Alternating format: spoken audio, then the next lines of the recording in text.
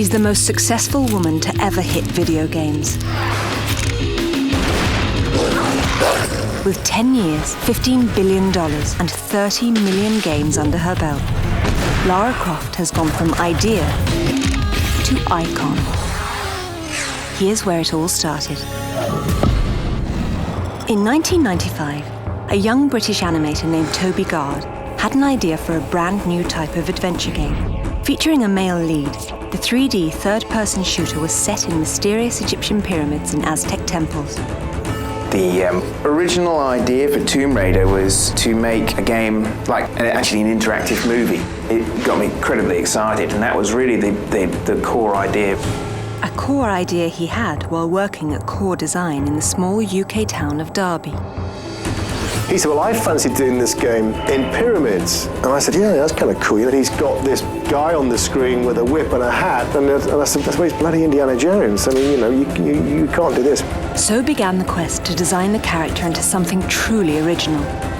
The leading man underwent, well, a sex change. Early iterations were based on a South American woman named Lara Cruz. Core Design wanted a UK-friendlier name. The name Croft came out of the phone book. The team sat down and the writer came down with the phone book and just went through the pages and called out things that caught our eye, and we'd go, oh, no. Several names were put to a vote. Lara Croft took first place. Gard's gift to his new heroine, an unreal endowment. The goal was to have her as an exaggerated representation of the female form. That was the reason why she has such an exaggerated and caricatured figure, especially at that time when realism was impossible anyways. And suddenly there she was, Lara Croft on screen. Love at first sight. Hardly the case with one of Lara's hopeful platforms, the Sony PlayStation. Believe it or not, Sony USA initially rejected early versions of Tomb Raider, asking for more materials and a better game.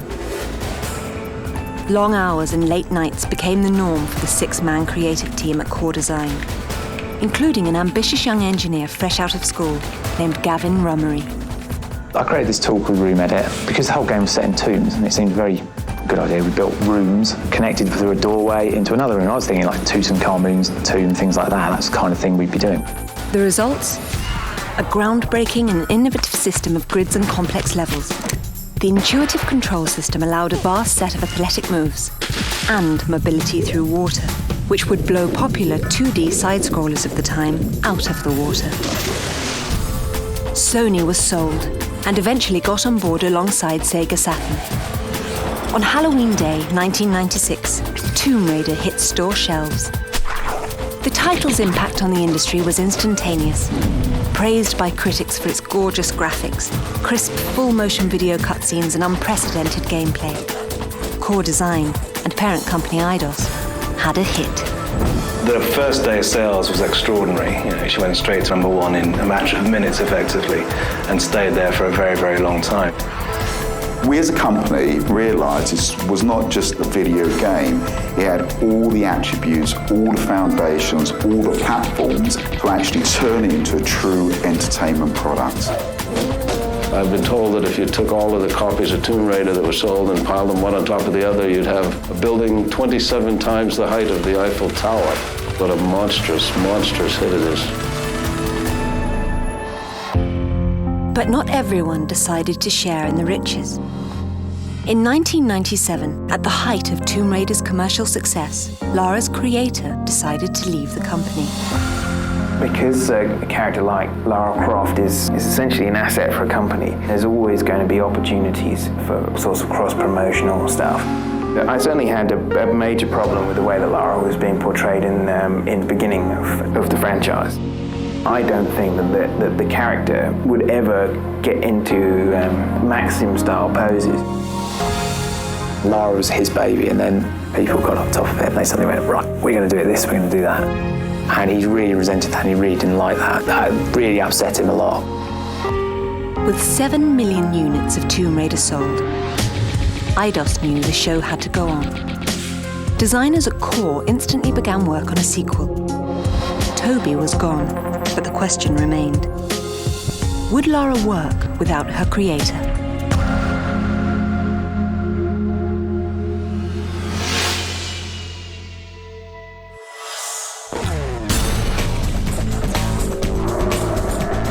By the end of 1996, Tomb Raider had become a household name overnight. The pressure was on.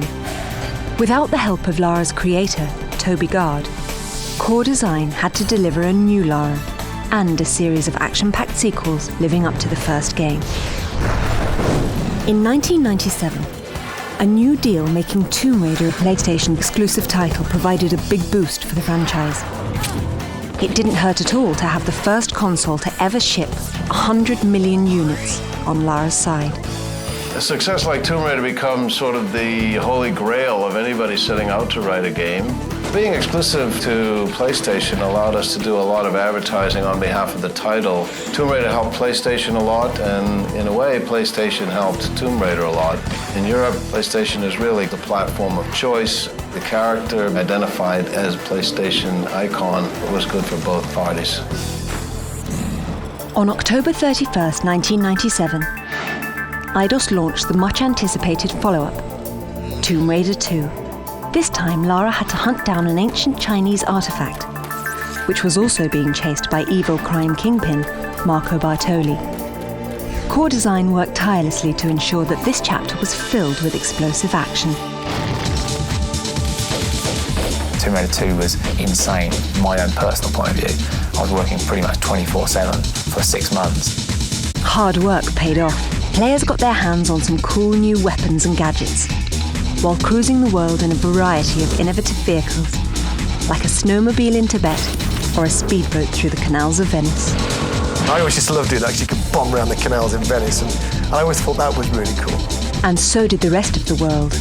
Part 2 was an instant hit, selling 7 million copies worldwide. By this point, Lara was an A-list celebrity, and Eidos knew that in order to meet demands, they would need to deliver even more hits. It sounded good in theory. We had no choice but to release another Tomb Raider year on year, each Christmas. I mean, it controlled our lives for probably 5 or 6 years. I mean, it pretty much ruined most people's lives. Closest I've ever seen anybody to a mental breakdown. Fans just wanted more Lara. That's what they got in 1998's Tomb Raider 3. Core Design squeezed the PlayStation for all it was worth on this one. Top-notch graphics and innovative non-linear play accompanied Lara's trip out of the tombs and into London and the States. By 1999, Eidos knew it was time to evolve the franchise yet again. Tomb Raider 4, The Last Revelation, promised improved visuals and even graced a brand new console, the Sega Dreamcast. We'd get feedback from Tomb Raider 3 from a lot of people who felt we had gone too modern, so then Tomb Raider 4, we very much went back to the tomb. It was all set in Egypt. Personally, that's probably my favourite game. Certainly. It just felt like this is a complete game rather than a series of episodes. Developers had a nasty surprise for long-time fans. The game's cliffhanger ending showed Lara being buried alive in a tomb of her very own. People's feelings about Lara are actually quite mixed at Core in a way, because she was, in a sense, almost their taskmaster. You know, she was the one forcing them to get these games out year after year. In a strange way, they actually went as far as trying to kill her off in Tomb Raider 4, just to try and avoid having to do Tomb Raider 5. I think the reason we attempted to kill Lara off was because we really thought we'd exhausted what we could do with the franchise.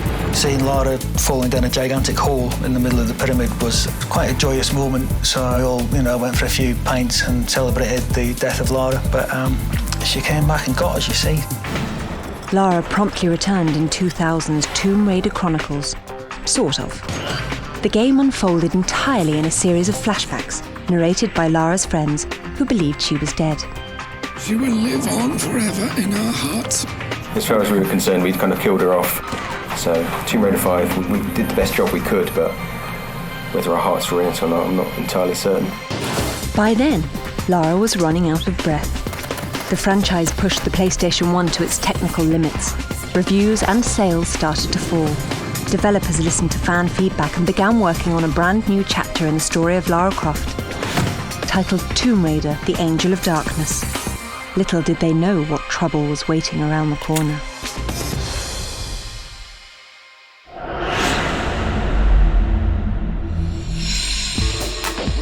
Gamers were still buying Lara Croft's adventures by the jeeploads in 2001.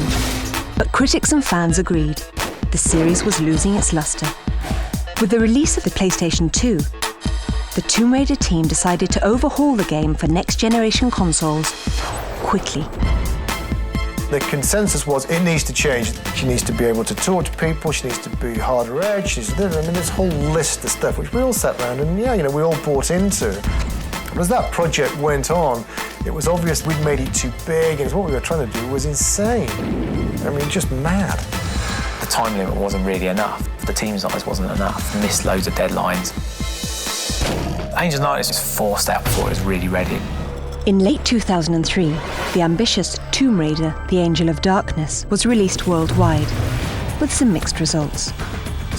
Initial sales were strong thanks to an aggressive ad campaign, but critically, the game received lower scores for its glitchy graphics and awkward control scheme. I don't think you'd ever get anybody else to admit to Angel of Darkness that it was their fault. Ultimately, it was my fault, and I paid for that with my job, which I'm very happy about that. But it was done by committee, so you live or die by the sword. At the same time, players were migrating to newer action-adventure games. After The Angel of Darkness, Eidos made a tough decision. Stop. We're going to have to take this away. We've got to this Jewel in the Crown franchise. We've got to be seen to be making a new start, so they took it over and gave it to the Crystal Dynamics in the States. In order to creatively jumpstart the series, developers at Crystal Dynamics knew they would have to make some big changes for Eidos, while staying true to the series' roots. Coming back and starting to work on Tomb Raider Legend posed a number of challenges, because one of the biggest questions that were asked was, is the franchise still alive today? Is the consumer interested? An old friend jumped in to help answer those questions. Toby Gard. Wiser from the experience of a decade earlier, Gard wanted to rekindle an old flame. I wanted to get back involved because I felt like I could help to sort of guide the brand and guide Lara back in a sort of direction I thought that the original Tomb Raider was taking it. With Toby's help, developers started the difficult task of reinventing the series.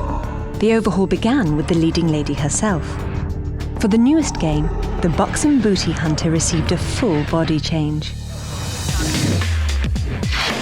I decided to sort of turn it on its head, how we were approaching the character design, which was to keep very, very caricatured proportions and shape, but then go for real realism in terms of muscle and bone structure and detail.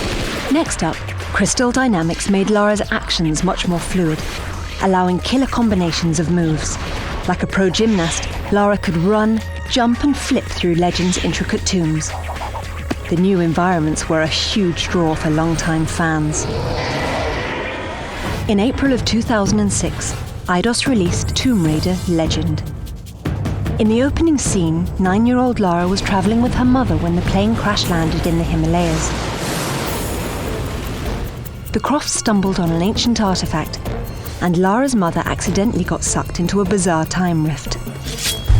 The concept is this plane crash that she suffered at a young age in the Himalayas and having to escape on her own, breaking her out of this sort of cozy lifestyle.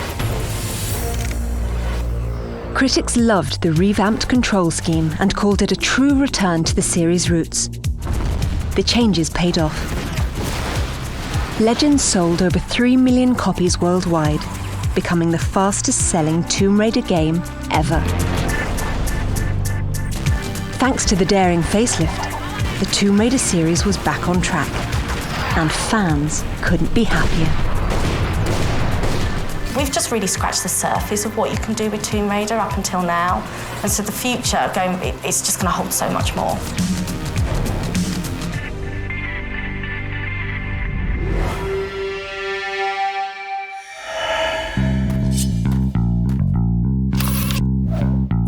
If you thought a console could contain this virtual vixen, you're dead wrong.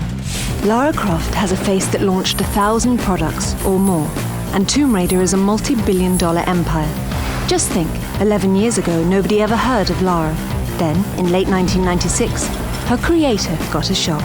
I remember going down to the game shop in the high street, standing in a queue and having people both ahead of me and behind me holding copies of the game and talking about how excited they were. And it was just this really strange feeling, realising that it actually was going to be majorly successful. Toby's hard-nosed heroine was a hit. Shortly afterwards, Lara landed on the cover of Britain's The Face magazine, a spot typically reserved for real-life high-fashion trends. That was the defining moment that made the statement that we had something that was truly going to become mass market and successful. 249 magazine covers later, Lara was a worldwide phenomenon, signing lucrative international deals. You've got Tomb Raider scooters and Tomb Raider motorbike helmets. In France, Lara was made into a postage stamp. In Spain, she's been the face of SEAT. They had a whole series of advertising based around Lara. For more than a decade, advertisers have sought a piece of Lara to help boost sales. But how does Eidos do this without selling out? That's where Janet Swallow comes in. As VP of licensing, she's called daily by folks looking to stamp Lara on anything, from lunch pails to garden hoses, pizzas to bedsheets. Rarely does a product make the cut. Eidos as a company is very, very protective over Lara, so we're very careful with the merchandise that we choose. We've had two odd requests. One of them is a racehorse owner called to say could he call his racehorse after Lara, which we declined. We were really worried that it would fall at the first hurdle, so we said that was no. And the second one was a tulip grower in Holland to name one of their branded tulips after Lara, which I thought was quite nice. While the official Lara tulip grows, other deals, such as Lara Croft knickers, wilt.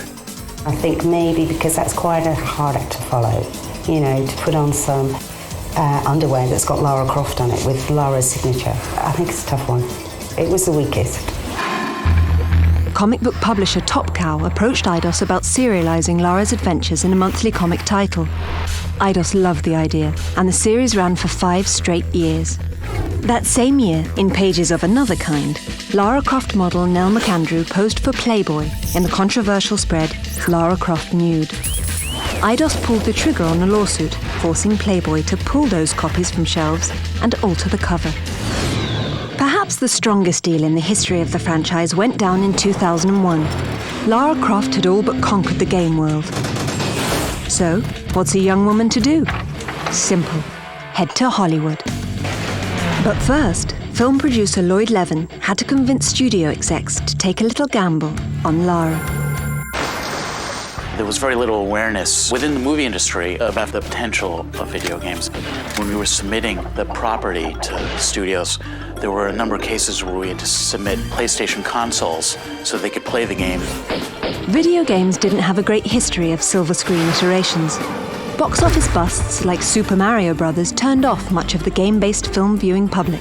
It was somehow assumed that it just wouldn't work. We never had any doubt, and we knew that it was a great opportunity to actually do something that was a little bit unprecedented. Paramount took a swing at the pitch and hit a grand slam.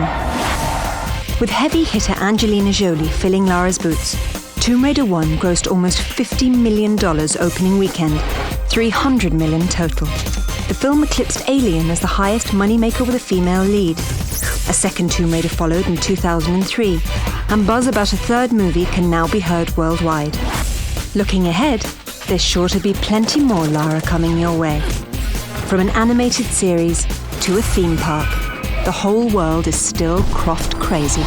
The fact that she's 10 years old in game is quite a long time. So I think she's a digital icon for computer games, not just for now, but forevermore. Rather like James Bond has survived 40 years in the movie industry, Lara Croft is the digital icon of the computer games world.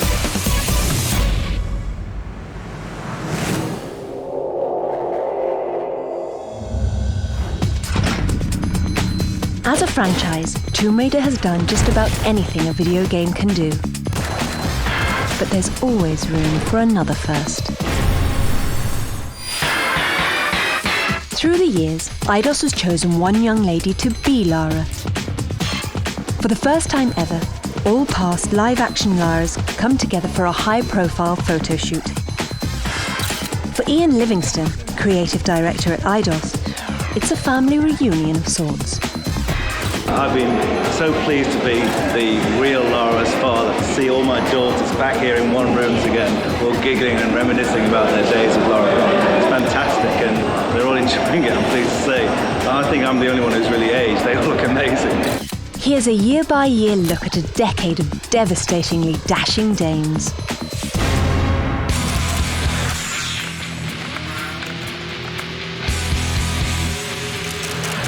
It has changed my life. Even now, actually, I still get lots of letters from people all over the world, which is just mind-blowing. I can't believe people still associate you with the character and just really still are big fans of the game itself.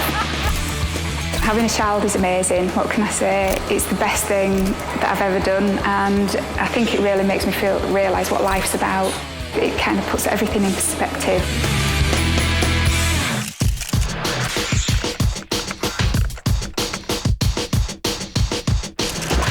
The first time when I heard about Lara Croft was when my friends were playing this game day and night, and I was like, what are you playing? What are you obsessed about? They said, oh, this is Lara Croft, you know, she's really hot, and actually you do look a bit like her, and you've got the same name. It was meant to be.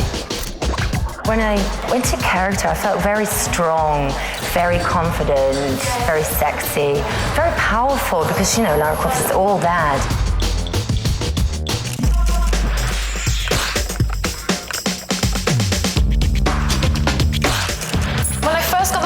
I was the youngest ever, so I was just turned 17. When you get into the outfit, you're a changed person. You're just in the role of Lara Croft, and you can do anything, and everyone looks at you like you just stepped out of the video game.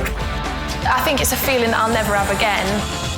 My best memory of being Lara Croft was my biggest fan, who was from Amsterdam, and I think he bought my wisdom teeth on the internet. I think that made his day, really made his year. I think when I became Lara, I didn't know who I was as a person, and travelling with a group of people around the world, especially being 17 and new, it kind of made me who I am today. So it meant a lot to me, and I'll always remember it.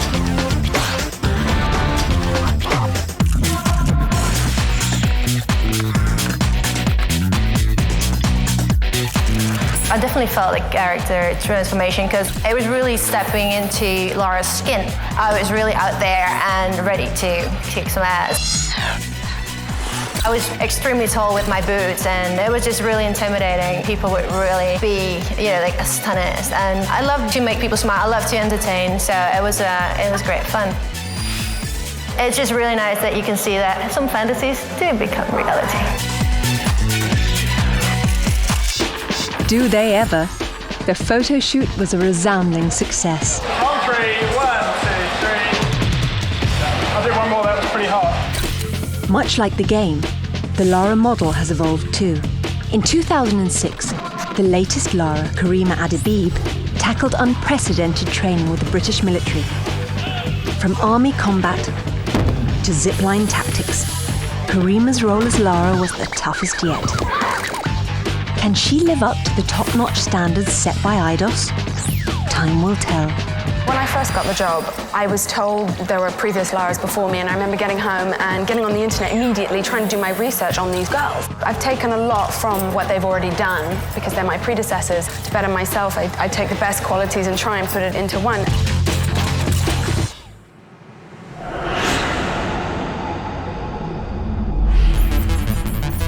Leipzig, Germany. Nearly 200,000 people prepare to descend on the largest video game conference in the world. They want two things: a look at the latest games and a glimpse of Karima Adebib. Her journey here began when she was just 10 years old. Everyone in school was talking about this new game that was coming out, Lara Croft. So I kept begging my mum, please, I want it for Christmas, I want it for Christmas. So I got it, and I was just obsessed with it. So began Karima's training to assume the role of her own childhood heroine. Growing up in Morocco, I spent a lot of my time exploring, hiking, playing a lot of sports, living in the sun. At 18, athletic by nature and a gamer at heart, Karima had a go at modelling. I got this call saying there's a casting for Lara Croft. I'm Lara. Lara Croft. Lady Lara Croft. Lara Croft. Lara Croft. I am the girl for this mission. With more than 1,000 models gunning for a rather unique role, the competition was tough. But Eidos knew right away who their Lara would be. She's obviously a very striking young lady. She's very intelligent. She speaks 6 languages. Karima is just extremely gifted at working a crowd. She gives every single person a little piece of her. Karima is about to wade into a sea of 183,000 convention visitors, 2,600 journalists, and 368 exhibitors from 25 countries. To be honest, I don't know whether it's the weight of the boots or whether it's the heaviness of the holsters. This sort of strange thing happens to me. The arms go up, the elbows go out, the back stands straight. I turn into Lara. A brand ambassador for a franchise that has sold more than 30 million units worldwide, Karima's day is an adventure itself. The first time someone held a mic in my face, it was awful. I couldn't stop shaking, stuttering, stumbling, but now it's just like second nature. I find that now the people that are putting the mics in my face are shaking. Thank you, it's a pleasure. Lara is intimidating. I do get asked a lot of the same questions. One of them being, how do I feel about Angelina Jolie? Played on the film, I heard? No. I was in Alien vs. Predator.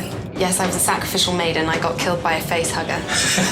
What else? How did I get the job? What I was doing before the job? What are my intentions later on? Do I want to be an actress? Do I want to be a writer, an astronaut? Do I have a boyfriend? Am I going to get rid of him?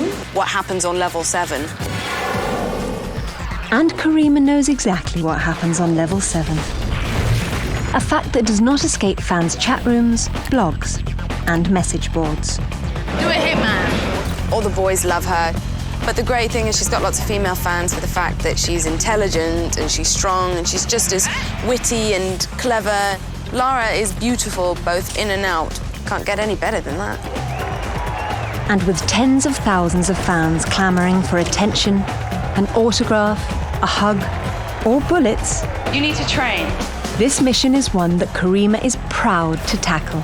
I put a lot of heart into this job for the fact that I'm a gamer. I've grown up with Lara, and now, 10 years later, for the 10th anniversary, I am Lara. It's an odd job, it's an exciting job. It's a job that takes you all around the world. Who knew you could be Lara Croft as your day job?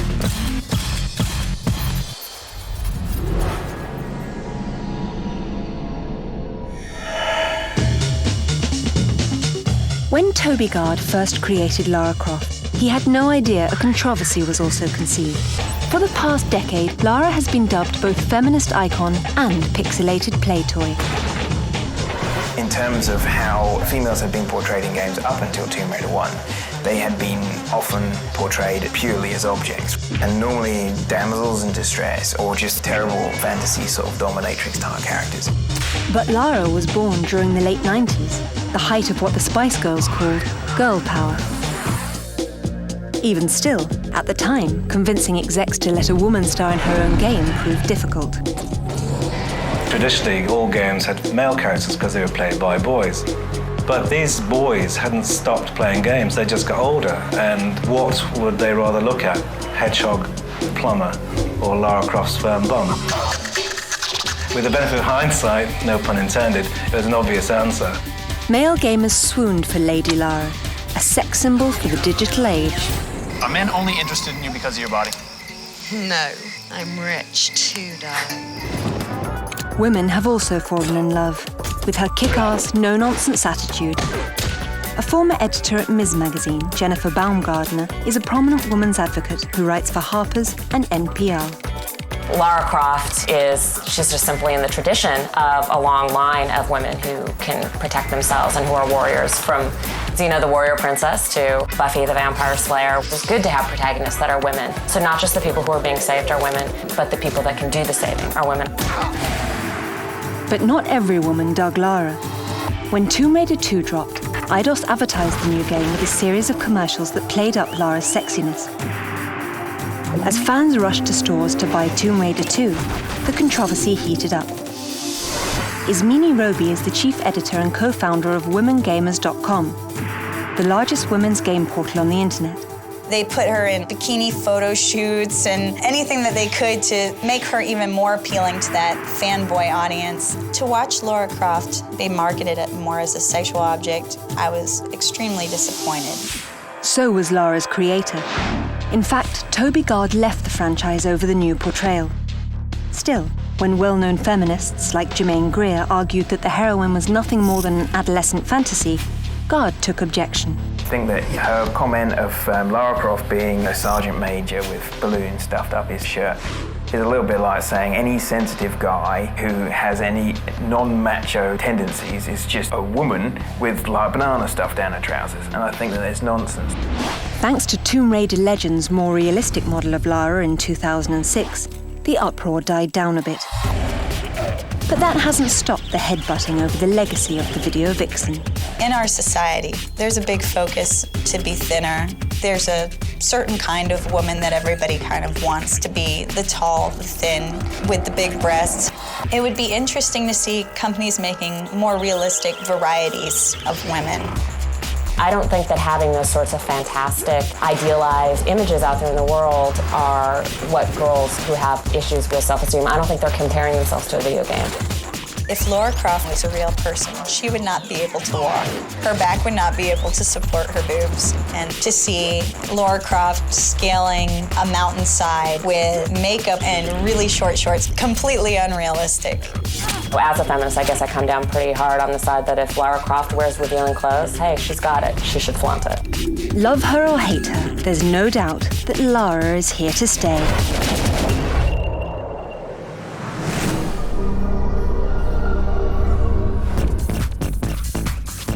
When it comes to fans, there are few more passionate than Lara Lovers. Since the birth of the franchise, fanatics have found some pretty creative ways to honour their favourite Tomb Raider.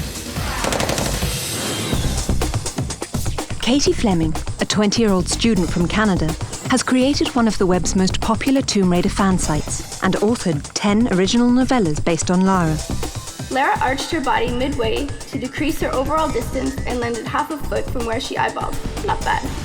500,000 folks have logged on to Katie's site to have a read, and in March of 2003, her tales took first prize at a worldwide fan fiction contest sponsored by Core Design. I wrote my first story just for fun, for myself, and I continue to write for myself. If I'm happy with it, then that's what I'm going for, but to have other people read them and really like them is like an extra bonus for me.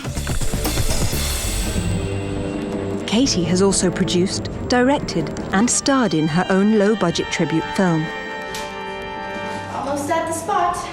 Just have to duck outside and find the entrance. It was minus 18 degrees Celsius, which is about 0 degrees Fahrenheit outside, in shorts and a tank top.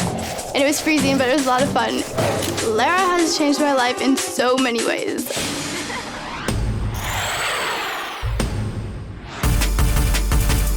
Chantal Slagmolen from Amsterdam claims that she is Lara's #1 fan. There was a lookalike contest and I decided to enter. I did not win, unfortunately, but from then on I really got interested in it and it was loads of fun to do. Her stunningly accurate portrayal made Chantal a celebrity among Lara fans. She's been invited to conventions around the globe and was chosen as a stand-in for design work on Tomb Raider Chronicles. Chantal drew from her work with Eidos and started doing drawings of her own. I mainly do just single drawings of Lara. It starts off with a small sketch and then it just gets transferred to the computer, and depending on that, I digitally colour it or just digitally ink it. She eventually fell in love with the art form and made a life-changing decision. I was studying computer science, and while being around Lara and in the environment Lara was created in, she sort of inspired me to go to art school, which I finished now with a degree, and doing graphic designer jobs, which I really love. We're the world's biggest Tomb Raider fans because nobody else ever got one of these from her. In 2001, Lara tackled the role of matchmaker for a pair of fansite forum surfers, codenames Goran Agar and Catsuit and Ponytail. He lived in Germany. She lived in Canada. No distance was too great for these Lara lovers. Catsuit flew to Goran, and it was love at first sight. Lara Croft brought us together, and she's been all around us since then. When we entered the office of the Registrar of Marriages, what was hanging behind his desk was a Tomb Raider poster. I mean, what better signs do you want? Their honeymoon was even a retracing of Lara's steps in Tomb Raider 3. Today, the domestic duo spends time caring for their brood. A collection of life-size Lara statues, considered one of the largest in the world. This house we built with our Lara Croft figures in mind. We wanted to have places to display them to their full potential. And I think we've managed to pull it off pretty well. The healthy obsession doesn't stop there. Goran and Kat both started their own Tomb Raider websites, and Goran actually reworked a level of Tomb Raider legend with someone close to his heart in the lead role. Just in case you're wondering, that's their wedding portrait above the mantle.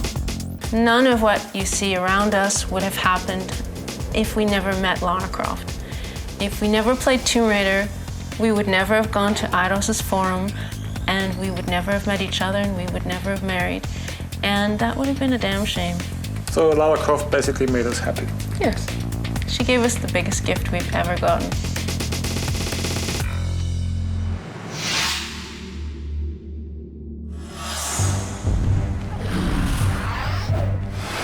In early 2006, a mysterious trailer for a video game called Tomb Raider Anniversary Edition leaked onto the web.